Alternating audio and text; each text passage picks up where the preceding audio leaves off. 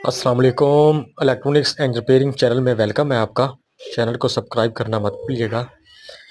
एक कस्टमर ने शॉप पे आके कंप्लेन की कि मेरी फ्रिज नहीं चल रही, तो हम वो फ्रिज चेक करने आए हुए हैं यहाँ पे।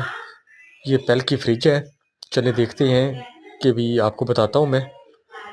तो ये फ्रिज हमने चेक की है, इसका कंप्रेसर डायरेक्ट चेक किया हमने, कंप्रेसर ऑन हो रहा है, रिले भी ठीक है, लेकिन फ्रिज की वायरिंग पे ये फ्रिज नहीं चल रही। तो अपना स्टेबलाइज़र भी हमने इसका चेक कर लिया है, इलेक्ट्रिसिटी सप्लाई भी ठीक है। चलिए इंशाल्लाह ये अगली वीडियो में मैं आपको बताता हूँ कि भी आया कि क्या मसला है, फ्रिज की वायरिंग पे क्यों नहीं कंप्रेसर ऑन हो रहा। ये इंशाल्लाह ताला अगली वीडियो में आपको शेयर करता हूँ मैं आपके साथ। मेरे साथ जुड़िए रहिएगा। शुक्रिया।